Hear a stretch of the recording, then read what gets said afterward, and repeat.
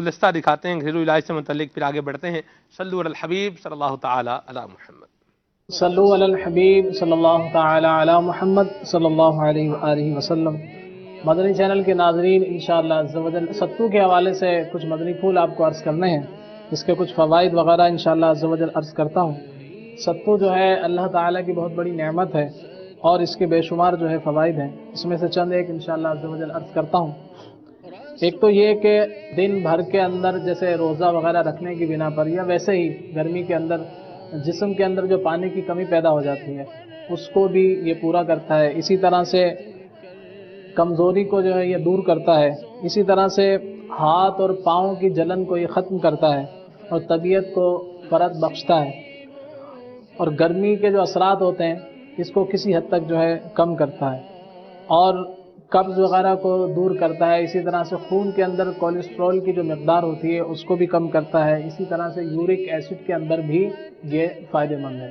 ستو کا استعمال کس طرح ہوتا ہے یہ بھی آپ سماعت فرما لیں۔ یہ دیکھ رہے ہیں آپ جو شریف، تو جو کو سب سے پہلے جو ہے کچھ دیر بھونا جاتا ہے، جب یہ براؤن ہو جائے کچھ پک جائے تو اس کے بعد اس کو جو ہے کسی چکی وغیرہ سے یا گھر کے اندر اس کو پیس لیا جائے، پیسنے کے بعد جو ہے آپ سمجھ لیں کہ ستو تیار ہے۔ تو ستو جو شریف کو یعنی کہ کچھ براؤن کر کے یعنی کہ اس کو بھون لیں، جب کچھ براؤن ہو جائے تو گویا کہ یہ بھن چکا پک چکا، تو اس کے بعد اس کو آپ نے چکی وغیرہ میں پیسنا ہے۔ پیسنے کے بعد یہ آپ ستو کی شکل دیکھ رہے ہیں، ستو کی یہ شکل ہے کہ اسے ستو کہا جاتا ہے، یہ جو شریف ہے، یعنی کہ پیسنے کے بعد یہ شکل اختیار کر لیتا ہے۔ اسی طرح سے جو کا جو ہے دلیا بھی استعمال کیا جاتا ہے، یہ جو آپ دیکھ رہے ہیں یہ جو کا دلیا ہے، تو جو کا دلیا بھی جو ہے کمزوری کو دور کرتا ہے، اور بالخصوص جو بزرگ حضرات ہیں اگر وہ اس کو استعمال کریں بڑی عمر کے تو انشاءاللہ عز و جل کمزوری کے اندر بے حد مفید ہے۔ تو یہ جو شریف آپ دیکھ رہے ہیں، اس کے بعد آپ نے یہ ستو دیکھے، ستو کے ساتھ ساتھ آپ نے جو کا دلیا دیکھا۔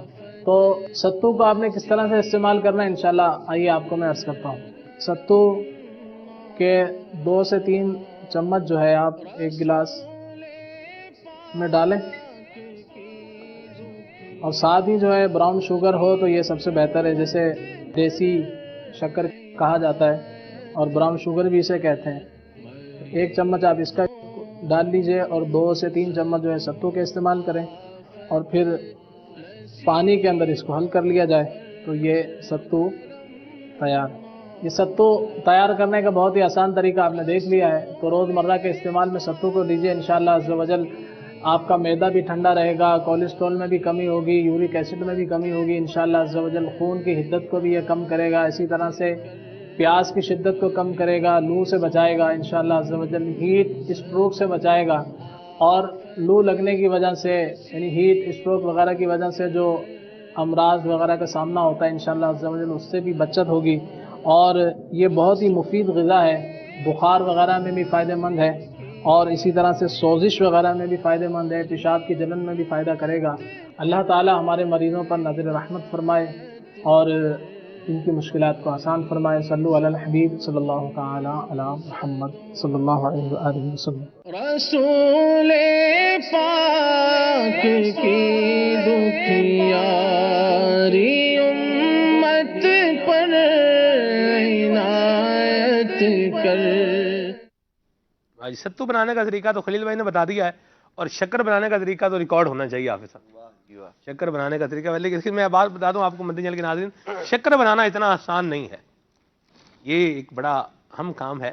مجھے یاد ہے جب ہم پڑھتے تھے زمانہ طالب علمی کی بات ہے، عدنان بھائی کے الحمدللہ ان کے ہاں جانا ہوا حافظ صاحب کے یہاں، ماشاءاللہ بڑے زبردست زمیندار بھی ہیں، تو ان کا آپ کا ویلنا آپ ہی کا تھا نا میرے خیال سے لگا ہوا جدھر گئے تھے؟ ہاں جی، ایک گنوں کا ماشاءاللہ گنوں کی کاشت بھی تھی، اور ویلنا کہتے ہیں اس کو پنجابی میں، اردو میں کیا کہتے ہیں اب یہ میرے ذہن میں نہیں ہے، وہ جو گنے کا رس نکالنے والی مشین ہوتی ہے نا، وہ اس کو پنجابی میں ویلنا کہتے ہیں۔ تو وہ جو پنجاب میں ویلنا لگا ہوتا ہے نا جس میں سے گنے کا رس نکالتے ہیں، پھر وہ رو نکلتی ہے، آگے گڑ وغیرہ بناتے ہیں، اس کی ہم نے شاید کوئی ریکارڈنگ آپ کو دکھائی بھی ہوئی ہے میرا خیال ہے۔ تو شکر بھی اسی طریقے سے جو ہے وہ بنتی ہے، تو چلیں بہرحال اس کا بھی ایک خاص طریقہ ہے شکر بنانے کا۔ تو بہرحال اچھی شکر لیں، اور یہ اچھی شکر کون سی ہوتی ہے اس پر کبھی پھر بات کریں گے۔ ابھی خلیل بھائی کی طرف بڑھتے ہیں۔ خلیل بھائی وہ جو کالز تھیں ان پر رسپونڈ فرمائیں، میسیجز کو بھی جو ہے نا وہ کلیئر فرمائیں. جی صلو علی الحبیب صلی اللہ تعالی علی محمد صلی اللہ علیہ وآلہ وسلم. حافظے کے حوالے سے پوچھا گیا تھا. جی قوت حافظہ کے لیے اور نظر کے لیے دونوں کے لیے یہ نسخہ کام کرے گا انشاءاللہ عز و جل. واہ اس میں آپ نے 4 چیزیں لینی ہیں: بادام، سونف اور مصری. یہ مثال کے طور پہ آپ نے 100 گرام لے لی، ہم وزن لینا 100 گرام. اور پھر اس کے اندر 100 گرام کے وزن کے اعتبار سے میں عرض کر رہا ہوں. اور پھر اس کے اندر آپ نے 20 گرام دکنی مرچ شامل کرنی ہے. دکنی مرچ جو وائٹ کلر کی مرچ ہوتی ہے اسے دکنی مرچ کہا جاتا ہے. تو یہ آپ نے چاروں چیزوں کو لینا ہے: 100 گرام بادام، سونف، مصری اور دکنی مرچ 20 گرام. اس کو شامل کر لیں. اور پھر اگر آپ اس کا آدھا پاؤ بھی کر سکتے ہیں، پھر دکنی مرچ جو ہے 25 گرام کر لیں اور اس کو پیس لیں. صبح شام 1 چمچ استعمال کیا جائے انشاءاللہ عز و جل. اس سے نظر بھی تیز ہوگی اور حافظہ بھی انشاءاللہ عز و جل مضبوط ہوگا. یہ نہ کر سکیں تو اس کے علاوہ بھی یہ طریقہ بھی ہوتا ہے کہ 7 عدد بادام رات کو پانی میں بھگو دیں اور اس کے ساتھ 20-25 کشمش بھی بھگو دیں اور صبح جو ہے اس کے چھلکے اتار کر بادام کے وہ بھی کھا لیں اور جو ہے کشمش کو بھی کھا لیا جائے. یہ بھی انشاءاللہ عز و جل فائدہ مند ثابت ہوگا. گیس کے حوالے سے روحانی علاج پوچھا تھا. اس کا یہ بھی ہے کہ 7 مرتبہ یا محیی، ہا اس میں پڑھنا ہے اور اس کے بعد یا ہے، یا محیی 7 مرتبہ پڑھ کر اس کو روزانہ پڑھ لیا جائے تو انشاءاللہ عز و جل اس سے بھی گیس کا مرض جو ہے دور ہوگا. اور اس کے ساتھ ساتھ پھیپھڑوں کے حوالے سے پوچھا گیا تھا کہ پھیپھڑوں کا مرض ہے 2 سال سے. تو پھیپھڑوں کا جو معاملہ ہے اس میں یہ ہے کہ کیا وجوہات اس کی مختلف وجوہات ہوتی ہیں اور اس میں کیا سبب ہے، کیا معاملہ ہے. تو اگر تفصیل اس کی معلوم ہو اور کسی ماہر طبیب سے اس کا علاج کروایا جائے، یہ آپ کے لیے مشورہ ہے. اور جب تک مکمل تفصیل نہ ہو تو کوئی ٹوٹکا وغیرہ استعمال نہ کیا جائے. کسی ماہر طبیب سے مشورہ کر کے آپ استعمال کریں مکمل تفصیل کے ساتھ. اور ایک اسلامی بھائی نے معلوم کیا تھا کہ منہ سے بدبو آتی ہے. منہ سے بدبو آتی ہے. ہمارے کیمرہ مین سامنے بیٹھے ہوئے تو ان کو بھی عرض کر دیتا ہوں اور دوسروں کو بھی انشاءاللہ فائدہ ہو جائے گا. منہ کی بدبو کی ایک وجہ معدے کی تیزابیت بھی ہوتی ہے اور دیگر وجوہات بھی ہوتی ہیں: زیادہ کھانا، منہ کی صفائی نہ ہونا. اور ایک جب منہ بھی صاف ہے، کھانا بھی کم کھاتے ہیں مگر پھر بھی معدے میں بدبو آتی ہے تو اس کی ایک وجہ معدے کے اندر تیزابیت وغیرہ یا معدے کی خرابی کہہ لیں. تو اس کے اندر سونف اور دھنیا 5 تولہ، 5 تولے سے مراد تقریباً 60 گرام. 60 گرام سونف اور 60 گرام دھنیا جو خشک دھنیا ہوتا ہے یہ آپ نے لینا ہے. اور 1 تولہ یعنی 12 گرام آپ نے سفید زیرہ لینا ہے. تو یہ 3 چیزیں ہو گئی. اس کو اچھی طرح سے پیس لیں اور پھر اس کو 1 چمچ کھانے کے بعد استعمال کریں. اور صبح 2 انجیر بھی اس کے ساتھ استعمال کر لیں تو انشاءاللہ عز و جل اس کا فائدہ جو ہے وہ بڑھ جائے گا ماشاءاللہ. عز و جل. مدینہ مدینہ. چلیں اللہ تبارک و تعالیٰ عافیت والا معاملہ فرمائے، صحت اور سلامتی. بالوں کے حوالے سے بھی پوچھا تھا. جی بالوں کے لیے یہ ہے کہ آپ تلوں کا تیل اگر آپ کو اچھا والا مل جائے تو یہ بالوں کے لیے بہت مفید ہوتا ہے. تلوں کا تیل جیسے ہم وزن آپ 100 گرام تلوں کا تیل لے لیں، 100 گرام اس کے اندر کسٹر آئل شامل کر لیں، یہ دونوں کو ملا لیں اور پھر اس کو استعمال کریں تو بالوں کے حوالے سے انشاءاللہ بہت فائدہ مند یہ تیل بن جائے گا. جن کے بال یہ اڑتے جاتے ہیں آگے سے ان کے لیے بھی کچھ بتائیں. بال جو اڑ جاتے ہیں اس کے لیے ایک تو یہ بھی ہے کہ تھوڑا سا انڈے کا جو تیل ہوتا ہے اس کا مساج کیا جائے. جیسے آج کل عام طور سے کیمیکل کے حوالے سے اطباء منائی کرتے ہیں وہ اس سے شیمپو سے کہ یہ کیمیکل وغیرہ سے بنے ہوئے ہوتے ہیں اور ایک تو غیر معیاری بہت سارے جو ہوتے ہیں اور پھر اس میں کیمیکل کا استعمال ہوتا ہے. اس سے بچنا چاہیے.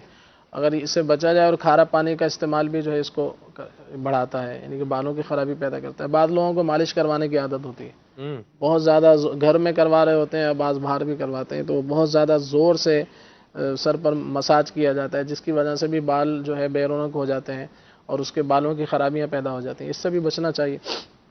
اور اسی طرح سے خوراک پر بھی توجہ دی جائے. اچھی خوراک ہوگی، اچھا کھانا پینا ہوگا تو اس سے بھی بالوں پر فرق پڑتا ہے. اور پھر بھی بال اگر اڑ رہے ہیں تو یہ انڈوں کا تیل جو ہے یہ آپ اس کو مساج کر سکتے ہیں تھوڑی دیر رات میں جیسے کر لیا جائے. اس میں اسمیل ہوتی ہے، یہ لگا کر آپ مسجد میں نہیں جا سکیں گے تو اس کو دھو کر ہی جانا ہوگا. تو یہ روزانہ رات کو لگا لیا جائے، صبح اس کو دھو لیا جائے یا کچھ دیر لگا لیں.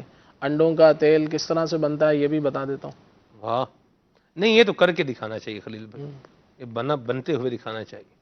یہ نوٹ کریں اس کو ایم سی آر والے، پی سی آر والے، یہ ہم شوٹ کریں گے، ریکارڈ کریں گے اس کو انشاءاللہ کہ انڈوں کا تیل جو ہے وہ کیسے بنتا ہے. انڈوں کا تیل کسی بھی مستند کمپنی کا آپ لے لیں اور ہم بولیں تو زبانی بتا دیں تو بنتے ہوئے بعد میں دکھا دیں. بتا دیں. جی کیا بات ہے آپ کی خلیل بھائی. اس میں انڈوں کا تیل اس طرح سے بنایا جاتا ہے کہ انڈوں کی زردی، پہلے انڈے کو ابال لیں، پھر اس کی زردی زردیاں نکال لیں. مثال کے طور پہ آپ نے 12 انڈے لیے اور پھر اس کو ابال لیا. ابالنے کے بعد اس کی زردیاں الگ کر لیں. وائٹ جو اس کے ہوتا ہے سفیدی وہ گھر میں استعمال کر لی جائے. اور یہ انڈوں کا جو زردی ہوتی ہے اس کو کسی برتن کے اندر, جیسے ایسا برتن لے لیں جو تھوڑا سا ترچھا ہو, اونچا ہو, اور اس میں اس کو تھوڑا سا چولہے پر رکھ دیا جائے. جب اس کو ہیٹ پہنچے گی, گرمائش پہنچے گی, تو وہ زردیاں جو ہیں وہ پگھلنا شروع ہوں گی اور نیچے جو ہے بہہ بہ کر آنا شروع ہوگا وہ اس کا آئل.